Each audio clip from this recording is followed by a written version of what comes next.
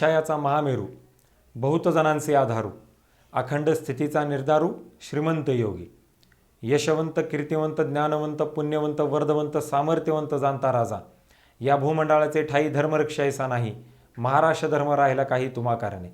सर्वप्रथम छत्रपती शिवाजी महाराजांच्या पावन स्मृतीला मी अभिवादन करतो. त्याचबरोबर भारतरत्न डॉक्टर बाबासाहेब आंबेडकर यांच्याही पावन स्मृतीला मी अभिवादन करतो. दुसऱ्या भारतरत्न डॉक्टर बाबासाहेब आंबेडकर ऑनलाईन व्याख्यानमालेमध्ये उपाध्यक्ष जाधव ग्रुप ऑफ इन्स्टिट्यूट या नात्यानं मी आपल्या सर्वांचं मनापासून खूप खूप स्वागत करतो. शिका, संघटित व्हा, संघर्ष करा.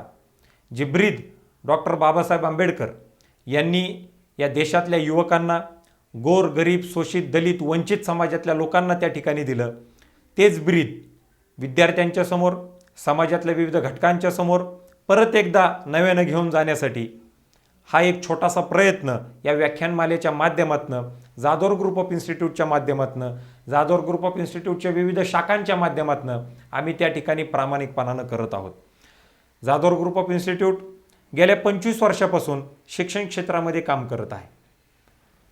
एक शिक्षण संस्था चालक म्हणून आपण ज्ञानदानाचं काम करत असताना, शिक्षण देत असताना आमच्या संस्थेचं जर तुम्ही ब्रीद वाक्य पाहिलं तर बल, बुद्धी आणि सद्विचारासाठी शिक्षण, education for strength, intellect and wisdom, या शाळांच्या आणि कॉलेजेसच्या माध्यमातून, शिक्षण संस्थेच्या माध्यमातून बलाचं आणि बुद्धीचं काम हे तर चांगल्या पद्धतीनं होतच असतं, परंतु एक शिक्षण संस्था चालक म्हणून आपली एक बांधिलकी या नात्यानं हे सदविचारसुद्धा विद्यार्थ्यांना चांगल्या पद्धतीनं त्या ठिकाणी दिले पाहिजेत. ते देण्यासाठी, ते विद्यार्थ्यांकडनं करून घेण्यासाठी अत्यंत विविध कार्यक्रमांचे एक आयोजन आणि नियोजन संस्थेच्या माध्यमातून संवेदनशीलपणानं मागच्या 25 वर्षापासून त्या ठिकाणी अत्यंत चांगल्या पद्धतीनं केलं जातं, हे मला या ठिकाणी अभिमानानं सांगावं असं वाटतं. शैक्षणिक, सामाजिक, आर्थिक, औद्योगिक, कला, क्रीडा, राजकीय अशा प्रत्येक क्षेत्रातला कार्यक्रम या संस्थेच्या माध्यमातून आपण विद्यार्थ्यांच्या समोर वेळोवेळी आपण त्या ठिकाणी घेऊन जातोय. हे सगळं विद्यार्थ्यांच्या समोर पोहोचवत असताना विद्यार्थ्यांनी प्रत्येक कार्यक्रमातून त्यांना पाहिजे अशी गोष्ट त्या ठिकाणी घ्यावी आणि त्यांनी त्यांचं आयुष्य घडवावं, हाच एक प्रामाणिक प्रयत्न ह्या सगळ्या गोष्टीच्या माध्यमातून आपण त्या ठिकाणी करत आहोत. आज ज्या वेळेला आपण डॉक्टर बाबासाहेब आंबेडकर ऑनलाईन व्याख्यान मालेच्या संदर्भामध्ये त्या ठिकाणी बोलतोय, गेल्या वर्षी ज्या वेळेला अत्यंत कोरोना हा पीकवरती होता, ज्या वेळेला एकही कार्यक्रम घेता येत नव्हता, ज्या वेळेला मागच्या 2 वर्षापासून डॉक्टर बाबासाहेब आंबेडकरांची जयंती किंवा कोणतेही उत्सव, सण, वार हे कोणत्याही गोष्टी आपल्याला त्या ठिकाणी घेता येत नव्हत्या, त्याचे कार्यक्रम घेता येत नव्हते, त्यावेळेसला एक ऑनलाईनचं फॅड, एक इंटरनेटचा वापर, एक ऑनलाईन एज्युकेशन हे अत्यंत मोठ्या प्रमाणावरती जगाच्या समोर त्या ठिकाणी ते आलं. आणि ते आल्यानंतर त्यावेळेला एक असाच माझ्या डोक्यामध्ये विचार आला की आपण आंबेडकरांची जी जयंती आहे ही सुद्धा आपण ऑनलाईन पद्धतीनंच कशा पद्धतीनं आपल्याला करता येईल याचा प्रयत्न, याचा विचार आपण त्या ठिकाणी केला पाहिजे. 18 एप्रिलला माननीय श्री डॉक्टर श्रीमंत कोकाटे सर, जे की सुप्रसिद्ध वक्ते आहेत, छत्रपती शिवाजी महाराज असतील, छत्रपती संभाजी महाराज असतील, त्याचबरोबर शाहू फुले आंबेडकर यांचे सगळं चरित्र अत्यंत तोंडपाठ या व्यक्तीला त्या ठिकाणी आहेत. आणि एवढंच नाही, यांचं जे काही त्यांनी ज्ञान संपादन केलेलं आहे ते ज्ञान महाराष्ट्रातल्या गावोगावी पाड्यावरती पोहोचवण्याचं काम हे त्या ठिकाणी खूप अत्यंत चांगल्या पद्धतीने त्यांनी केलेलं आहे. आणि त्यांचा विषय डॉक्टर बाबासाहेब आंबेडकर यांचे शेतीविषयक विचार याच्यावरती ते बोलणार आहेत.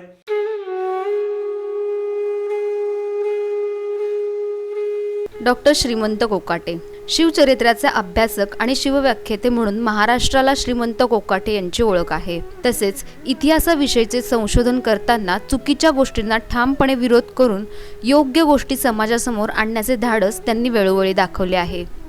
इतिहासाच्या पानातून केवळ सणावळ्या दाखवण्यापेक्षा इतिहासातून धडा घेऊन नवे बदल घडवून आणण्याची त्यांची तळमळ त्यांच्या वक्तृत्व आणि लेखनातून दिसून येते. छत्रपती शिवरायांच्या कार्यकर्तृत्वाचा सार्थ अभिमान बाळगतानाच इतिहासाविषयी अभ्यासू दृष्टिकोन त्यांच्या व्यक्तिमत्वातून दिसून येतो. त्यामुळेच त्यांनी PhD साठी शिवचरित्र हा विषय निवडला. प्रमुख शिवचरित्र लेखनातील विविध विचार प्रवाहांचा चिकित्सक अभ्यास यावर त्यांनी आपले संशोधन पूर्ण केले आहे. तसेच इतिहास संशोधनाशी संबंधित 5 विविध विषयांमध्ये डिप्लोमा पूर्ण केला आहे. तसेच इतिहास विषयातूनच त्यांनी सेट पूर्ण केले आहे. समाजामध्ये घडणाऱ्या विविध घटनांची ते बारकाईने दखल घेतात आणि समाजाला दिशा देण्याचा प्रयत्न करतात. त्यामुळेच विविध वृत्तवाहिन्यांवर ते सातत्याने आपल्याला दिसतात. एका वृत्तवाहिनीवर त्यांनी 2015 साली सलग 30 दिवस प्रवचनातून प्रबोधन केले आहे. केवळ विद्यापीठीय अभ्यास करून न थांबता इतिहासाविषयीचे आपले आकलन त्यांनी विविध भाषणांमधून मांडले आहे. हा त्यांच्या व्यक्तिमत्वाचा एक वेगळा पैलू म्हणावा लागेल. त्यामुळेच देशभरातून विविध ठिकाणी त्यांना वक्ता म्हणून आमंत्रित करण्यात आले आहे. त्यामध्ये दिल्ली, कर्नाटक, हरियाणा, गोवा या राज्यांचा समावेश आहे.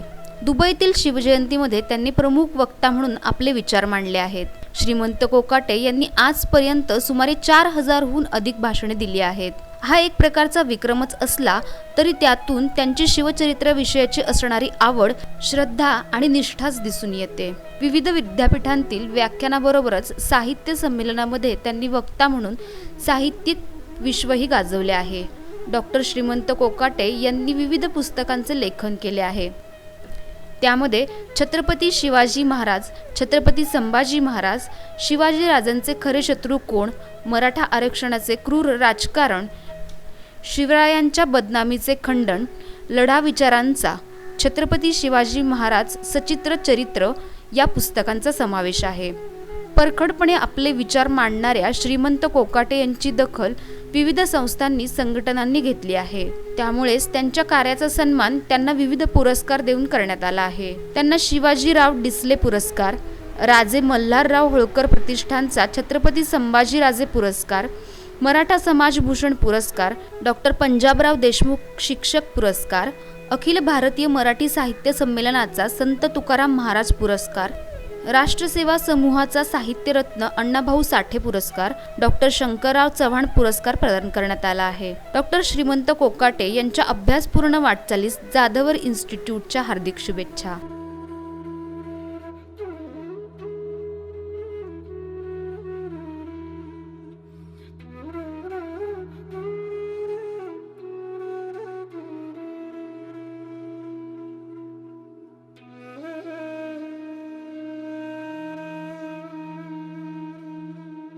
जागतिक कीर्तीचे विद्वान, आपल्या देशाचे महान विभूती भारतरत्न डॉक्टर बाबासाहेब आंबेडकरांच्या जयंतीनिमित्तानं आपल्या सर्वांना हार्दिक शुभेच्छा. बाबासाहेब आंबेडकरांच्या जयंतीच्या निमित्तानं जाधवर ग्रुप ऑफ इन्स्टिट्यूशन या संस्थेअंतर्गत doctor Sudhakar Jadhavar sir social and educational ट्रस्टच्या वतीनं एका सुंदर व्याख्यानमालेचं आयोजन करण्यात आलेलं आहे. या व्याख्यानमालेमध्ये अनेक मान्यवर मंडळी बोलणार आहेत. महाराष्ट्रातील सामाजिक, सांस्कृतिक, राजकीय, शैक्षणिक आणि तत्वज्ञान क्षेत्रामध्ये काम करणारे अनेक मान्यवर मंडळी आहेत. आणि या जयंतीच्या निमित्तानं बाबासाहेब आंबेडकरांच्या विविध पैलूवरती मान्यवर मंडळी आपले विचार व्यक्त करणार आहेत. काही व्याख्यानं झालेली आहेत, काही व्याख्यानं तुम्हाला पुढे ऐकावी लागणार आहेत. तर या व्याख्यानमालेतील आजचं महत्त्वाचं व्याख्यान म्हणजे भारतरत्न डॉक्टर बाबासाहेब आंबेडकरांचे शेतीविषयक विचार. बाबासाहेब आंबेडकर म्हटलं की अस्पृश्याचे उद्धार करते. बाबासाहेब आंबेडकर म्हटलं की घटनेचे निर्माते. भारतरत्न डॉक्टर बाबासाहेब आंबेडकरांचं नाव उच्चारलं की आपल्या डोळ्यापुढे उभं राहतं ते भारतीय संविधान.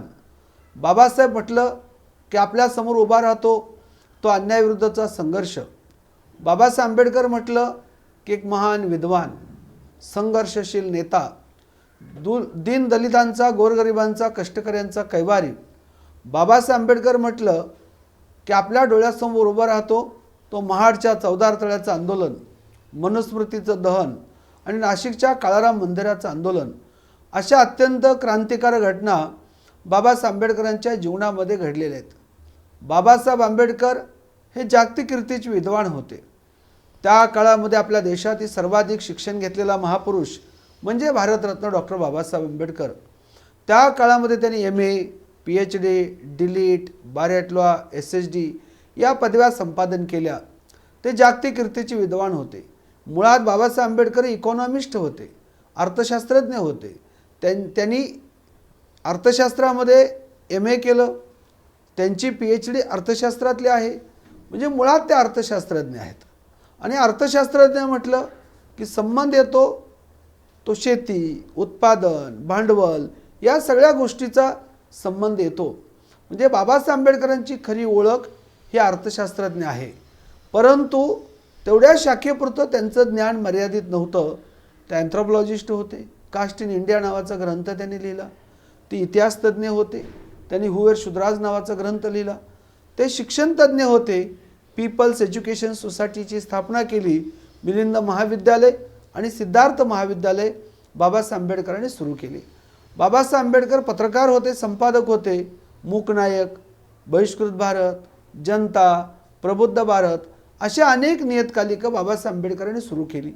त्यांची पत्रकारिता ही कोणाची भाटगिरी करण्यासाठी किंवा कोणाची आकसानी टीका करण्यासाठी नव्हती, तर इथल्या कष्टकरी, श्रमकरी, शेतकरी, महिला, अस्पृश्य वर्गाला हक्काधिकार मिळाले पाहिजेत, विषमता नष्ट झाली पाहिजे आणि त्याच माध्यमातून त्यांनी पत्रकारितेतून शिका, संघटित व्हा, संघर्ष करा हा संदेश दिला.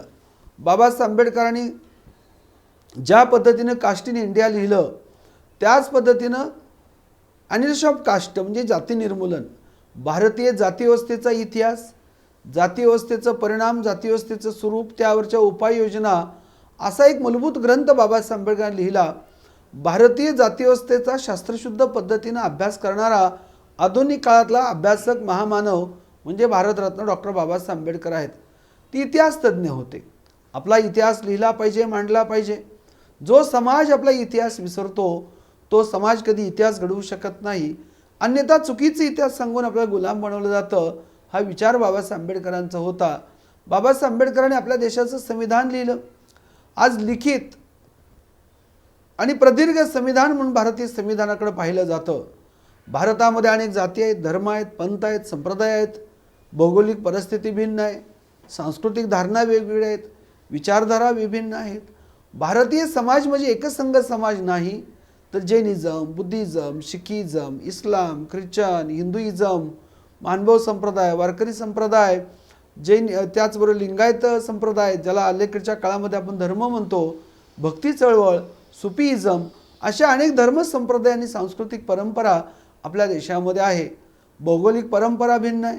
म्हणजे जम्मू काश्मीरपासून तामिळनाडूपर्यंत आणि अगदी बंगालपासून ते गुजरातपर्यंत विभिन्न स्वरूपाची भौगोलिक परंपरा, आहार विहार, पेहराव अशा विभिन्नतेने नटलेल्या देशाला एक संविधान देणं हे त्या काळामध्ये अत्यंत कठीण काम होतं. ते कठीण काम बाबासाहेब आंबेडकरांनी आपल्या विद्वत्तेच्या, प्रामाणिकपणाच्या बळावरती पूर्णत्वास नेलं. त्यांनी 1935 साली येवल्याच्या परिषदेमध्ये सांगितलं होतं की ज्या धर्मपरंपरेमध्ये माझा जन्म झाला, कुठल्या धर्मात जन्माला यावं माझ्या हातात नव्हतं, पण कोणत्या धर्मात मरावं हे माझ्या हातात आहे. आणि म्हणून 1935 साली त्यांनी येवला या ठिकाणी घोषणा केली की ज्या धर्मामध्ये मी जन्मलो त्या धर्मात मी मरणार नाही. आणि 14 ऑक्टोबर 1956ला त्यांनी नागपूर या ठिकाणी तथागत गौतम बुद्धाच्या धम्माची दीक्षा घेतली. बुद्ध आणि धम्म नावाचा अप्रतिम ग्रंथ बाबासाहेब आंबेडकरांनी लिहिला. लुप्त झालेला तथागत गौतम बुद्धाचं तत्त्वज्ञान त्यांनी नवबौद्ध संप्रदायाच्या धर्माच्या माध्यमातून आपल्या देशापुढे आणलं. म्हणजे त्यांनी धार्मिक क्षेत्रात क्रांती केली, त्यांनी सामाजिक क्षेत्रामध्ये क्रांती केली, त्यांनी सांस्कृतिक क्षेत्रामध्ये क्रांती केली, त्यांनी शैक्षणिक क्षेत्रामध्ये क्रांती केली, त्यांनी पत्रकारितेच्या क्षेत्रामध्ये क्रांती केली, त्यांनी राजकीय क्षेत्रामध्ये क्रांती केली. ते मजूर मंत्री होते, ते कायदा मंत्री होते. शेड्यूल्ड कास्ट फेडरेशनची स्थापना त्यांनी केली. RPI म्हणजे रिपब्लिकन पार्टी ऑफ इंडिया हे त्यांचं राजकीय खूप मोठं स्वप्न होतं. त्यांना अकाली 6 डिसेंबर 1956ला त्यांचं महापरिनिर्वाण झालं. त्यामुळे राजकीय त्यांना आणखीन खूप क्रांती करायची होती, त्यांना त्यासाठी उसंत मिळाली नाही. पण जेवढ्या आयुष्यामध्ये त्यांना जे करता आलं ते त्यांनी सगळं केलं. एक व्यक्ती एका आयुष्यामध्ये किती क्षेत्रामध्ये काम करू शकतो याचं मूर्तिमंत उदाहरण म्हणजे भारतरत्न डॉक्टर बाबासाहेब आंबेडकर आहेत. त्यांनी अनेक क्षेत्रामध्ये काम केलं, पण शेती क्षेत्रामध्ये त्यांनी केलेलं काम अद्वितीय आहे, असामान्य आहे, लोककल्याणकारी आहे आणि आपल्या देशाला दिशादर्शक आहे. बाबासाहेब आंबेडकरांनी शेतकऱ्यांचे उद्धारकर्ते बाबासाहेब आंबेडकर, अस्पृश्यांचे, दलितांचे कैवारी बाबासाहेब सर्वांना माहिती आहेत. महिलांचे उद्धारकर्ते बाबासाहेब आंबेडकर आपल्याला सर्वांना माहिती आहेत. पण शेतकऱ्यांचे उद्धारकर्ते बाबासाहेब, शेतकऱ्यांचे कैवारी भारतरत्न डॉक्टर बाबासाहेब आंबेडकर ही ओळख अनेक लोकांना माहिती नाही. शेतकऱ्यांच्या हक्काधिकारासाठी त्यांनी संघर्ष केला. म्हणून बाबासाहेब आंबेडकरांचे शेतीविषयक विचार आज देखील प्रगल्भ आहेत, आज देखील प्रेरणादायक आहेत आणि आपल्या देशासाठी आणि देशातील शेतकऱ्यांसाठी शासन व्यवस्थेसाठी सुद्धा दीपस्तंभासारखे आहेत. भारतीय शेती तोट्यात आहे. भारतीय शेतकऱ्यांच्या श्रमाला मूल्य नाही.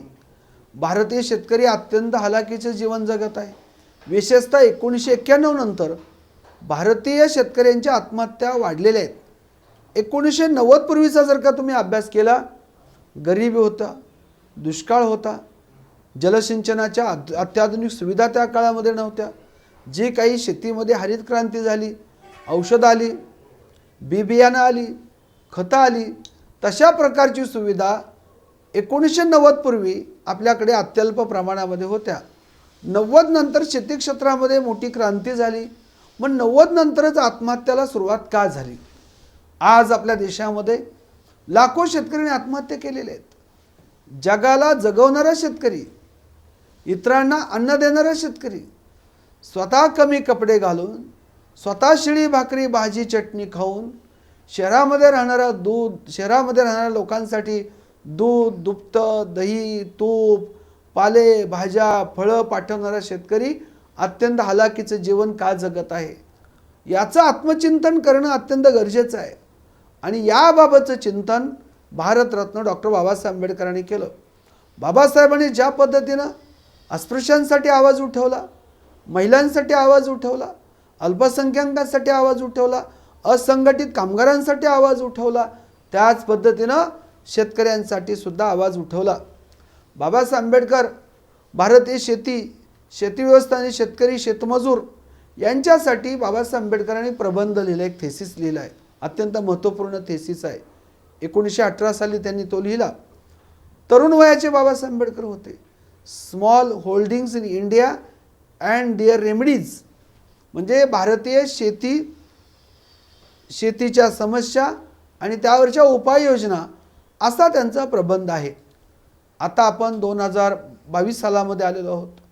1918 साली त्यांनी प्रबंध लिहिला, म्हणजे 104 वर्ष त्या प्रबंधाला पूर्ण झालेले आहेत. बाबासाहेब आंबेडकर 4 भिंतीच्या आत बसून लिहिणारे केवळ लेखक नव्हते, तर रस्त्यावरती उतरून हक्क अधिकाराची लढाई लढणारे लढवय्ये अभ्यासक होते, लढवय्ये संशोधक होते.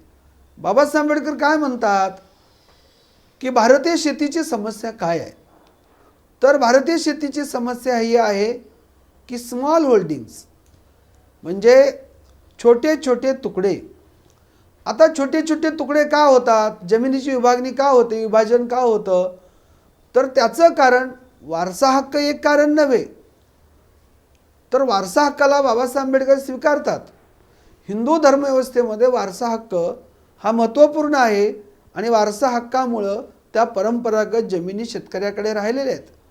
तुकडा पडण्याचं कारण, विभाजन होण्याचं कारण केवळ वारसा हक्क नाही, तर महत्त्वाचं कारण बाबासाहेब आंबेडकर सांगतात पॉप्युलेशन. भारतामध्ये अमर्याद वाढलेली लोकसंख्या. आता बाबासाहेब आंबेडकरांचा मृत्यू 1956ला झाला. 6 डिसेंबर 1956ला त्यांचं महापरिनिर्वाण झालं. आज आपण 2022 मध्ये आहोत. 56 साली भारताची लोकसंख्या किती होती? साधारणतः असेल 40-45 कोटी. त्याला सुद्धा बाबासाहेब आंबेडकर म्हणतात वाढती लोकसंख्या हा शेतीवरचा भार आहे. तर आज तर 2022 मध्ये आपण आलोय. आज 130 कोटी 35 कोटी लोकसंख्या झालेली आहे. आजच्या परिस्थितीमध्ये बाबासाहेब आंबेडकरांनी काय भाष्य केलं असतं याची आपण कल्पना करायला पाहिजे. म्हणजे ज्या काळामध्ये आपल्या देशाची लोकसंख्या सुमारे 40-45 कोटी होती, त्यावेळी बाबासाहेब आंबेडकर म्हणतात की वाढती लोकसंख्या हा भूमीवरचा खूप मोठा अधिभार आहे. मग काय करायला पाहिजे म्हणतात बाबासाहेब आंबेडकर? भारतीय शेतीमध्ये सुधारणा होण्यासाठी काय करायला पाहिजे ते भारतीय शेतकऱ्यांची व्यथा आणि वेदना मांडतात. श्रमाला मूल्य नाही, अतिरिक्त भार शेतीवरती आहे, मोठ्या प्रमाणामध्ये लोकसंख्या वाढते आहे आणि भांडवल नाही. सगळ्यात महत्त्वाचं जी समस्या बाबासाहेब सांगतात की भारतीय शेतकऱ्यांना शेती करण्यासाठी भांडवल नाही, त्यालाच काबाड कष्ट करावं लागतं. त्यालाच जुळणी करावी लागते पैशाची, त्यालाच बी बियाणं आणावं लागतात, खतं आणावी लागतात, शेतीमध्ये त्याला काबाड कष्ट करावं लागतं. म्हणजे भारतीय शेतीला भांडवल नसणं हे कारण ते सांगतात. मग काय करायला पाहिजे, तर भारतीय शेतीला शासन व्यवस्थेने नियमित पाणी पुरवठा केला पाहिजे. तो कसा पाणी पुरवठा केला पाहिजे, मोफत. शेतीला दिल्या जाणाऱ्या पाण्याचा कुठलाही मोबदला शासन व्यवस्थेने घेऊ नये, पाणीपट्टी घेऊ नये. तसंच मोफत वीज शेतकऱ्यांना दिली पाहिजे. मोफत वीज तर सोडाच, पण आज विकत वीज देखील वेळेवर शेतकऱ्यांना मिळत नाही. दिवसा वीज नसते, रात्रीच्याला वीज देतात आणि रात्रीच्याला लाईट आल्यानंतर शेतकऱ्यांना रात्रभर दारं धरावं लागतात, शेतीला पाणी पुरवठा करावा लागतो. याची समस्या.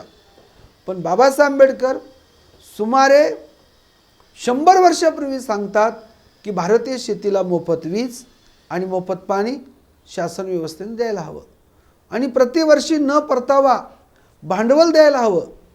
समजा 1 एकर शेती असेल तर 1 एकराला त्या प्रमाणानुसार भांडवल शासन व्यवस्थेने द्यायला पाहिजे. आणि ते कसं द्यायला पाहिजे, ना परतावा, परत न घेण्याच्या अटीवर असं भांडवल शेतकऱ्यांना शासन व्यवस्थेने द्यायला पाहिजे. म्हणून शेतकऱ्याबद्दलचा किती मूलभूत अभ्यास आणि संवेदनशील अभ्यास बाबासाहेब आंबेडकरांनी केला होता हे त्यांच्या त्या प्रबंधावरून स्पष्टपणे दिसतं. दुसरं ते कारण सांगतात की आपल्याकडे जे विभाजने होते छोट्या छोट्या तुकड्यामध्ये, तर त्यासाठी त्यांनी उदाहरणं दिलेली आहेत. ठाणे जिल्ह्यातले एक उदाहरण दिले, सुरतमधले एक उदाहरण दिले आणि पुण्याजवळील पिंपळे सौदागरचे उदाहरण बाबासाहेब आंबेडकर देतात की सुरतमध्ये 1 एकरामध्ये 14 हिस्से आहेत.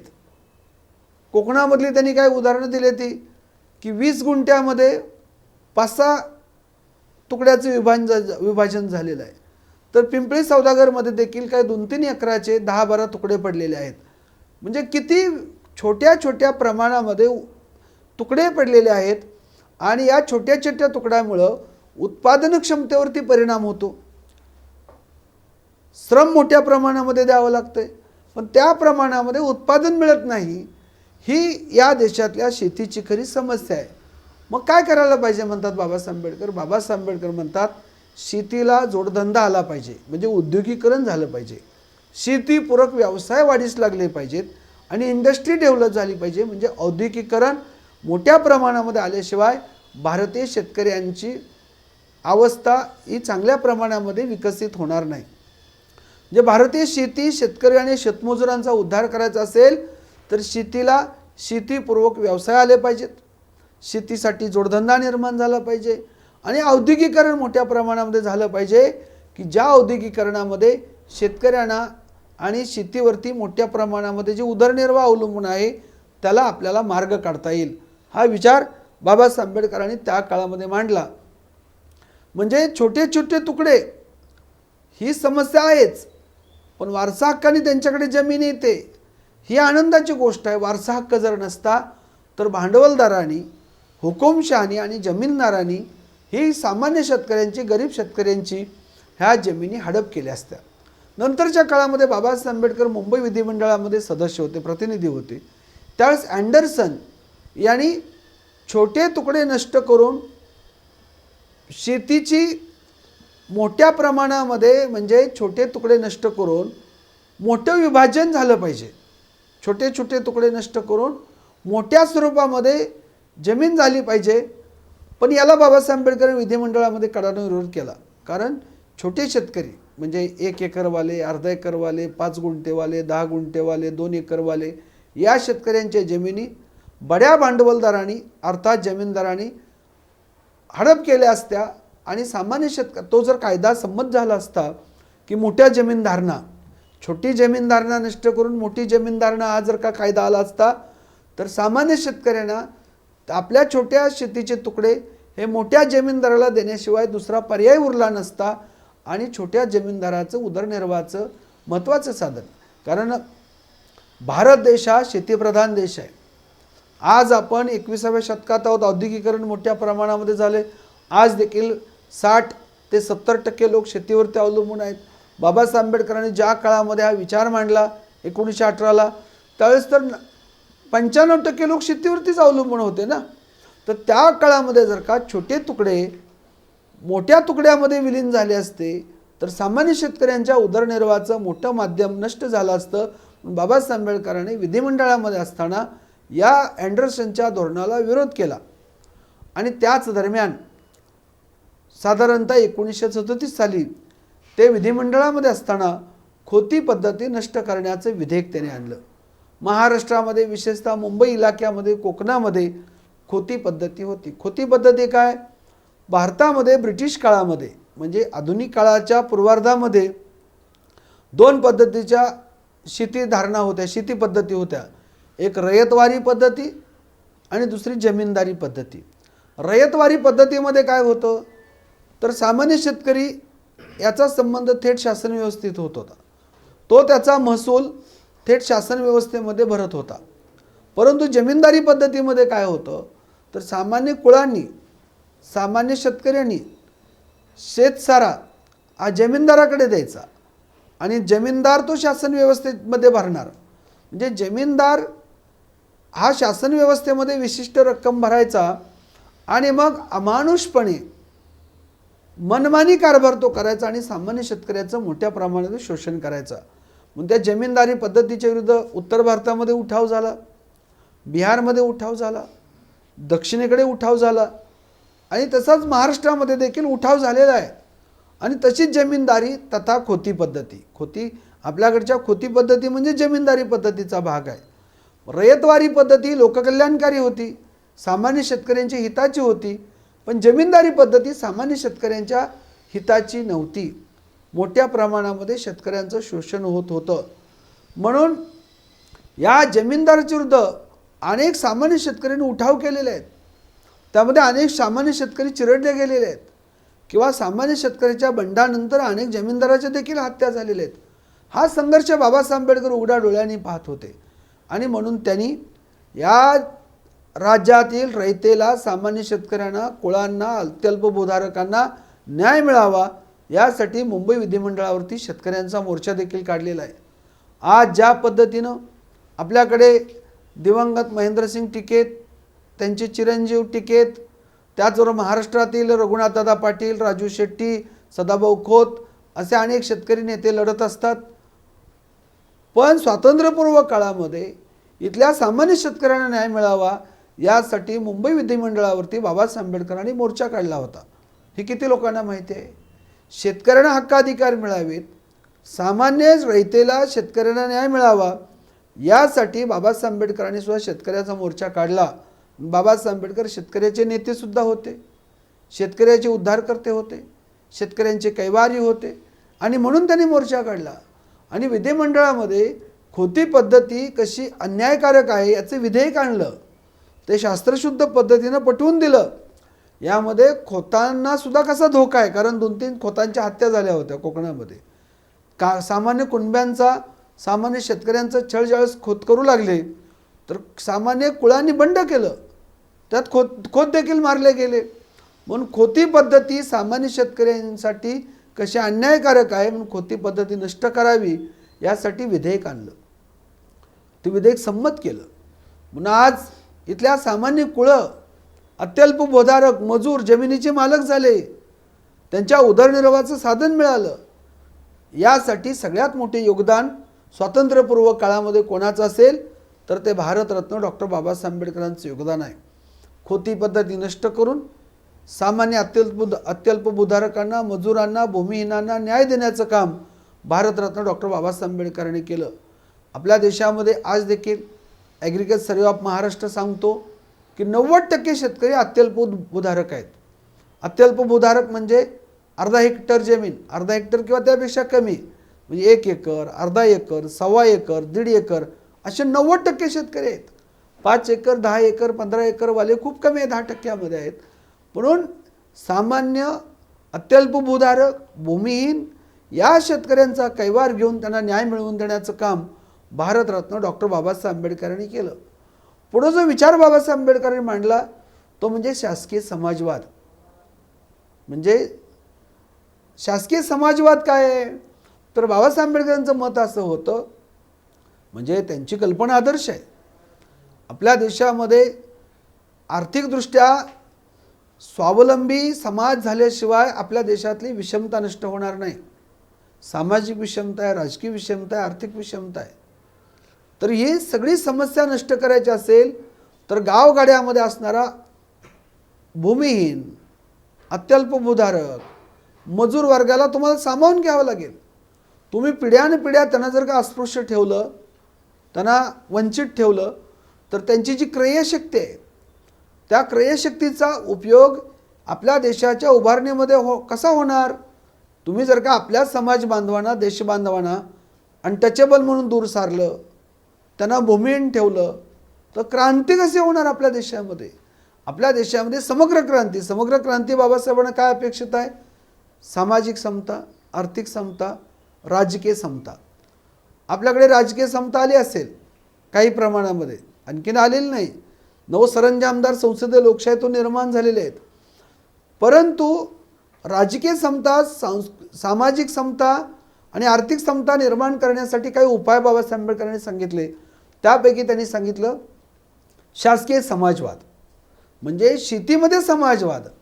काय बाबासाहेब आंबेडकरांची संकल्पना आहे शेतीतल्या समाजवादाबद्दलची? तर बाबासाहेब आंबेडकर म्हणतात, समजा एक गाव आहे, आपल्या गावामध्ये अनेक जाती धर्माचे लोक राहतात, तर सरकारने सगळी जमीन ताब्यात घ्यायची. काय गावाच्या शिवारामध्ये जेवढी जमीन असेल ती सगळी शासनाने ताब्यात घ्यायची आणि शासनाने कसायची ती. आणि गावातल्या सगळ्या लोकांना त्या शेतीमध्ये, म्हणजे गावगाड्यामध्ये असणारे सगळ्या जाती धर्माचे लोक, त्यांना शेतीमध्ये कामगार म्हणून ठेवायचं. तिथं भेदभाव नाही. आणि मग सर्वांना समान त्याचा हिस्सा द्यायचा. शासनाला जो कर जाईल तो कर भरून उरलेलं जो उत्पन्न आहे ते गावातल्या सर्वांना समान वाटप करायचं. समजा 10,000 पोती ज्वारी झाली, 10,000 पोती, त्यातली 2,000 पोती ज्वारी शासनाला रेव्हेन्यू म्हणून गेला, शेतसारा. त्यात राहिलेली 8,000 पोतीची ज्वारी आहे, ती 8,000 पोती ज्वारी गाववाल्याला वाटून द्यायची, सगळ्याला समान. त्यामुळे बाबासाहेब आंबेडकर काय म्हणतात, कोणी जमीनदार राहणार नाही, कोणी भूमिहीन राहणार नाही, कोणी मजूर राहणार नाही. ही आर्थिक विषमता नष्ट होईल आणि त्याबरोबरच सामाजिक समतासुद्धा निर्माण होण्यासाठी चालना मिळेल. कारण आपण सर्वजण समान आहोत. आपल्या गावची शेती सर्वांच्या मालकीची आहे. आपण समान कष्ट करतो, आपल्याला समान उत्तर मिळतं. हे समानतेची भावना निर्माण करण्यासाठी शासकीय समाजवाद, शेतीतला शासकीय समाजवाद बाबासाहेब आंबेडकरांनी मांडला. म्हणजे बाबासाहेब आंबेडकरांचं शेतीविषयक धोरण हे लोककल्याणकारी होतं, गोरगरिबांच्या हिताचं होतं, ते रयतेच्या हिताचं होतं. छत्रपती शिवाजी महाराज ज्या पद्धतीनं म्हणाले होते की शेतकऱ्यांच्या गवताच्या काडीची देखील अभिलाषा बाळगू नका, शेतकऱ्यांच्या गवताची काडी देखील हिरावून घेऊ नका, भाजीच्या देठाला देखील हात लावू नका. आणि शिवाजी महाराज म्हणाले होते, आपल्या राज्यातील कुठलाही गरीब उपाशीपोटी झोपता कामा नये, ज्याचा त्याचा अधिकार ज्याला त्याला मिळाला पाहिजे. ही छत्रपती शिवाजीराजांची भूमिका होती. शिवाजीराजांच्या पावलावरती पाऊल टाकून शेती क्षेत्रातील विचार मांडले ते बाबासाहेब आंबेडकरांनी मांडले. बाबासाहेब आंबेडकरांचे विचार आपल्या भारतीय शेतीसाठी अत्यंत उपयुक्त आहेत, अत्यंत क्रांतिकारक आहेत. शेती देशातल्या सर्व जनतेच्या मालकीची झाली पाहिजे. शेतीला जोडधंदा आला पाहिजे. औद्योगिकरण वाढलं पाहिजे. शेतीसाठी मोफत वीज आणि मोफत पाणी शासन व्यवस्थेने कायमचं दिलं पाहिजे आणि शेतीतला समाजवाद आणला पाहिजे. हे बाबासाहेब आंबेडकरांचे शेतीविषयक विचार होते. असा शेतकऱ्यांचा कैवारी, शेतकऱ्यांचा सखा, शेतकऱ्यांच्यासाठी आवाज उठवणारा, शेतकऱ्यांसाठी मोर्चा काढणारा, केवळ लेखन करून नव्हे तर विधिमंडळामध्ये रस्त्यावरचा संघर्ष शेतकऱ्यासाठी करणारा, शेतीमालाला उत्पादन खर्चावरती आधारित भाव मिळाला पाहिजे. बाबासाहेब आंबेडकरांच्या शेतीविषयक विचारांची जर का अंमलबजावणी झाली तर भारतात कुठलाही शेतकरी आत्महत्या करणार नाही. आर्थिक विषमता नष्ट होईल. तर आर्थिक विषमता नष्ट झाली तरच आपल्याकडे सामाजिक समता आणि राजकीय समता येणार आहे. आज काय चालू आहे? श्रीमंत श्रीमंत होत आहे, गरीब गरीब होत आहे. कोट्यावधी रुपयाची मालमत्ता, त्याचे केंद्रीकरण होत आहे. का केंद्रीकरण होत आहे? गरीब गरीब का होत चालला आहे? शेतकरी का आत्महत्या करतोय? शेतीमालाला उत्पादन खर्चावरती आधारित भाव नाही. तर या सगळ्या समस्याचं निराकरण बाबासाहेब आंबेडकरांचे शेतीविषयक विचार करतात. म्हणून बाबासाहेब आंबेडकरांचा जो ग्रंथ आहे 1918 साली लिहिलेला ग्रंथ आहे. तर बाबासाहेब आंबेडकर फक्त साधारणतः 27 वर्ष वय होतं त्यांचं. त्यांचा जन्म 14 एप्रिल 1891चा, त्यांचा मृत्यू 6 डिसेंबर 1956ला झाला. 65 वर्षाचं आयुष्य लाभलं.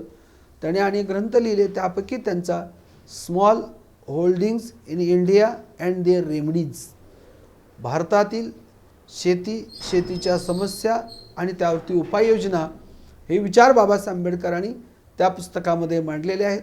जसं बाबासाहेब आंबेडकरांनी who were Shudras, riddles thoughts of Pakistan, problem of annihilation caste, constitution of India, Buddha and his Dhamma, what Congress and Gandhi have done to untouchables, caste in India, असे अनेक ग्रंथ लिहिले.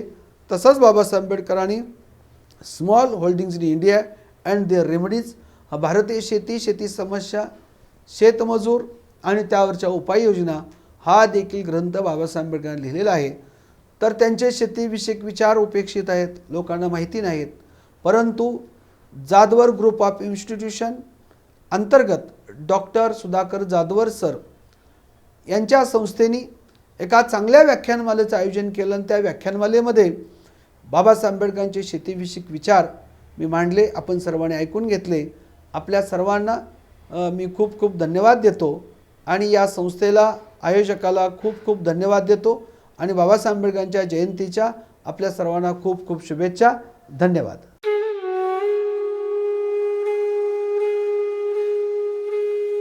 नमस्कार. दुसरी भारतरत्न डॉक्टर बाबासाहेब आंबेडकर ऑनलाईन व्याख्यानमाला सुरू झालेली आहे.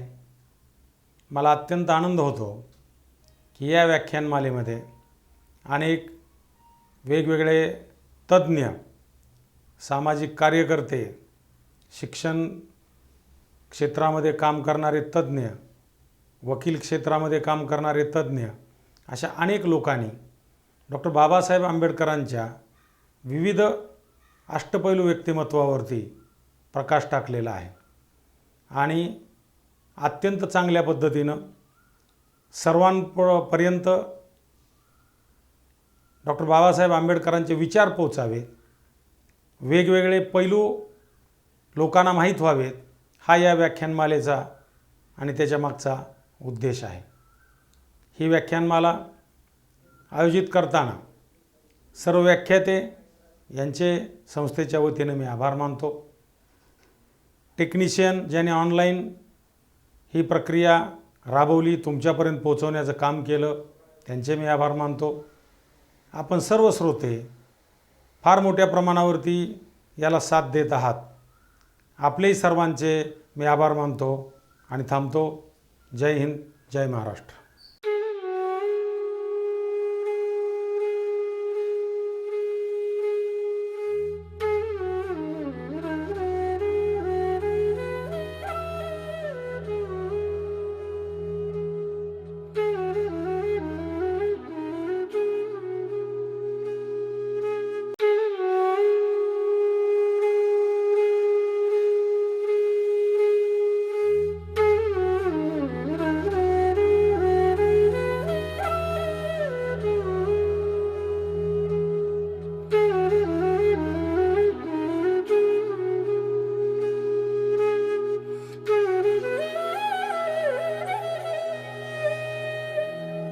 Thank you.